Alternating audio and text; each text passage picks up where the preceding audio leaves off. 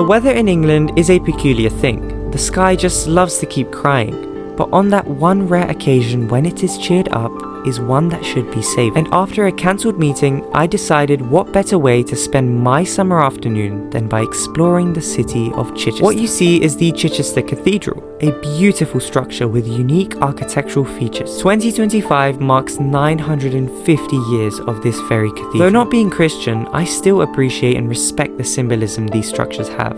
And I think it's beautiful how all these years it stood as a place of refuge for the believer. I feel this idea of refuge is further echoed in the Cathedral Garden. This tranquil space acts as a habitat for wildlife, further cemented by the towering cathedral and shielded by these historic Roman walls. When I see these walls, I think back to what it must have been like. What memories did those before us make, and how has it shaped our futures? And surprisingly, it's this chain of thought that led me to wonder, what if trees could talk? As random as it sounds, imagine what they have seen, and imagine the stories they must have. I feel a lot of us don't realize how many generations some trees have seen. According to the cathedral website, these very gardens date back to around 1147 to 48 and serve as a clear reminder of the benefits of preserving not only our history but the nature around us. I then embarked to the local Waterstones, a shop I have always taken comfort in. Whether that be the smell of books, a pack of Pokemon, or stationery, the memories I have with this store will always be fond. What initially captured my attention was the abundance of space thanks to the skylight. It's not until I found this staircase, however, that I understood space. This was a beautiful shop, tied together by the chandelier at its core. After taking a look at some books, I decided to journey on. While taking in my surroundings, I spot a sign that leads me to this alleyway in which nested a war-damaged church turned creative hub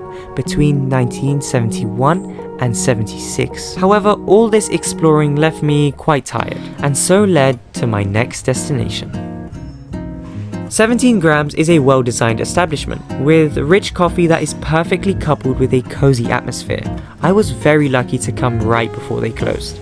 The shop has a wide range of options and also sells their own ethically sourced coffee beans. It's upon ordering when I met Piers, that's him on the right, a kind soul that stopped to talk to me about YouTube and what I was doing in general. Thanks to this interaction, I learned about key wisdom that could only be learned with experience and experimenting. For those of you who know me, know I don't drink coffee or tea. But today that changed. That changed thanks to Piers. For once, I actually loved the coffee and I finished it.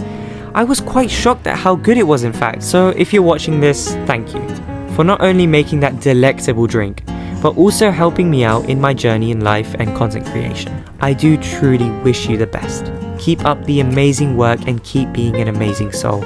After feeling quite uplifted, I carried on with my expedition, eventually landing at Joe Malone. I've heard great things about Joe Malone, especially from a good friend of mine who will know who he is. But I decided to discover for myself, and let me tell you, I now understand why my friend likes it. The quality of fragrance and approach they took with customers was why. After talking to an employee, I inquired about the brand's values, and during my question-filled analysis, I saw each one represented by that same employee, and has convinced me, but not my wallet, because there's not actually anything there to convince. After bidding farewell, I paused to admire the structures, take in my surroundings, and is where I noticed Chichester's amazing architectural cohesion. Wherever you go, there is a wide range of styles, influenced by the countless amounts of history this area has. I then proceed to stumble upon the Canal, a beautiful piece of this place which was built around 1822. It is now maintained by a canal trust, who work hard to preserve and better the canal. Seeing it all up close was beautiful,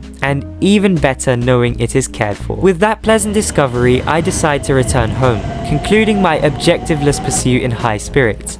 I must say, thank you Chichester, for being such a historically rich town, and thank you for the efforts in preservation and education of this history for future generations. Overall, this has been an amazing trip, one I hoped you absolutely enjoyed watching. But before I sign off, I need to say that I would have never learned this deep-rooted history. I would have never met the most amazing people like Piers, and I would have never tried new things like coffee. So imagine if I never got on that train. You see, that's something to think about. Have a beautiful week, take care, and I'll see you in the next one. Thank you.